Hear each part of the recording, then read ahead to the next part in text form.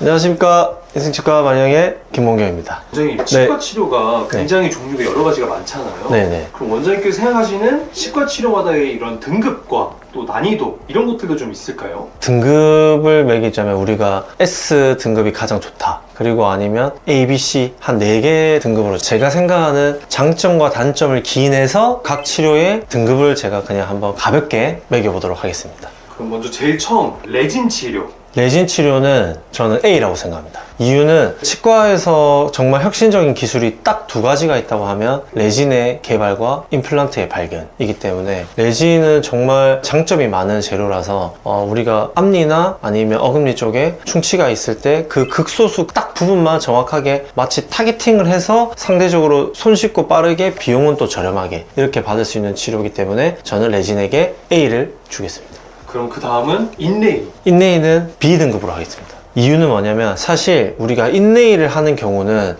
레진으로 안 될 때 인레이를 한다고는 하지만 특히 인레이를 하는 경우는 뭐냐면 사이 충치가 있을 때예요. 근데 인레이는 상대적으로 불필요한 치아 삭제가 조금은 있어요. 그래서 저는 불필요한 삭제가 조금 있고 레진보다는 비싸다는 이유 때문에 인레이는 B등급으로 하겠습니다. 그러면 다음은 크라운 치료. 크라운 치료도 마찬가지로 저는 B라고 생각해요. 왜냐하면은 앞니가 만약에 절반이 날아갔어요? 앞니가 절반 날아갔는데 레진으로 할 수 있을 것 같아요? 절대 못해요. 왜냐? 꼭 왕관처럼 씌워주는 크라운 치료가 필요한 경우가 있어요. 근데 왜 B등급이냐? 치아 삭제량이 상대적으로 인레이보다도 더 많고, 근데 인레이보다 조금 장점은 뭐냐면 이제 360도로 하다 보니까 탈락이 잘 되지 않는다는 점. 두 번째는 인레이보다는 화절에 좀 더 강하다는 점. 그래서 크라운도 역시 B등급으로 매기겠습니다. 그럼 다음은 원장님이 가장 잘 하시는 임플란트. 임플란트는 정확히 말하면 예전에는 A였지만 지금은 S다. 혹시 어떤 차이가 있나요? 하나죠. 예전에는 비쌌지만 지금은 상대적으로 가격 거품이 많이 빠졌다. 그냥 이런 생각을 해봤어요. 임플란트라는 기술이 만약에 없었다면 모두가 다 틀니를 하고 있지 않았을까요? 저는 틀니를 안 써봤지만 정말 틀니를 나는 어떻게 사람들이 쓰나 싶어. 왜냐면은 자기 치아가 아닌 거에다가 잇몸 위에 얹어가지고 이거를 먹는데 이게 뭐가 지겠어요? 그래서 임플란트라는 기술은 정말 S등급이지만 예전에는 A다. 그럼 말씀하신 거에 이어서 틀니는 그럼 어떻게 생각하세요?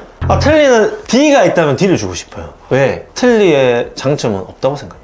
가장 큰 단점은 틀니를 너무 오래 쓰면 뼈가 죽어버려요. 뼈가 골 폭이 이만큼 있는 사람이 점점 골이 죽어요. 그래서 결론은 틀니는 등급을 매기기도 싫지만 어쩔 수 없이 등급을 매긴다면 D등급이다. 최하다. 다음으로는 원장님께서 많이 강조하시는 스케일링.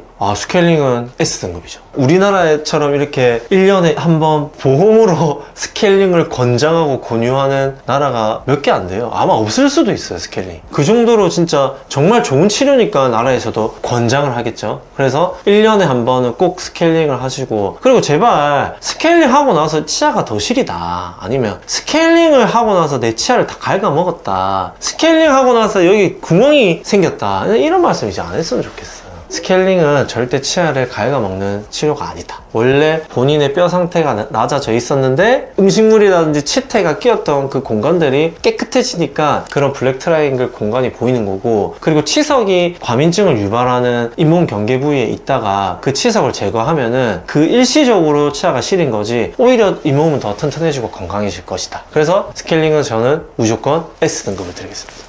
그러면은 또 원장님께서 강조하시는 치료 중에 하나, 저희가 가장 처음 영상에서 얘기했던 잇몸 치료. 잇몸 치료죠. 잇몸 치료는 WS 드리겠습니다. 어떻게 보면 잇몸 치료는 원장님이 유튜브에서 가장 먼저 중요성을 알리신 계기도 하잖아요. 잇몸 치료는 진짜 저희 부모님한테 하는 치료가 잇몸 치료밖에 없어요. 6개월에 한 번씩 잇몸이 붙어있는 치태들, 치석들 이런 걸 꼼꼼하게 다 제거를 해주기 때문에 잇몸이 정말 튼튼하게 유지가 될 수 있다고 생각해서, 왜냐면 아무리 우리가 양치를 꼼꼼하게 하고 아무리 스케일링을 꼼꼼하게 해도 제가 그때도 말씀드렸듯이 스케일링은 치은 연상의 치석 제거다. 그래서 치위생사 스텝들이 할 수 있는 거고, 그 다음에 치근 헐텍술이라고 잇몸 치료는 저희는 무조건 의사가 합니다. 마취도 필요한 경우는 하고, 잇몸 속에 숨어있는 치주낭 쪽으로 해서 붙은 세균막들을 제거하는, 깨끗하게 하는 치료라서 이거는 보이지 않는 치료지만 적금처럼 누적시킨다고 생각해야죠. 그러니까 이거를 하면 내가 엄청 건강해진다가 아니라 이걸 안 하면 내 치아는 엄청 악화된다. 그래서 주기적인 잇몸 치료가 꼭 꼭 필요하다. 그래서 저는 잇몸 치료를 적극 권장하는 의미에서 SS 등급 2개 드리겠습니다.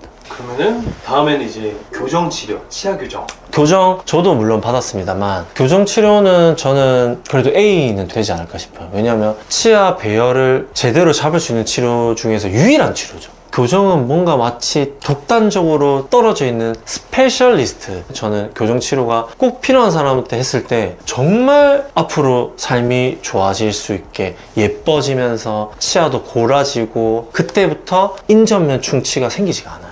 왜냐면 배열이 바르니까 관리하기는 쉬워지고 관리하기 쉬워지니까 음식물은 잘 안 끼고 음식물이 잘 안 끼니까 인전면 충치가 잘 안 끼고 특히 제가 교정치료를 꼭 권해드리고 싶으신 분은 치아가 되게 삐뚤삐뚤한 사람이 있어. 우리가 아래턱이나 위턱의 악궁에 대비해서 나이가 어리신 분들은 점점 안모가 서구화가 되거든.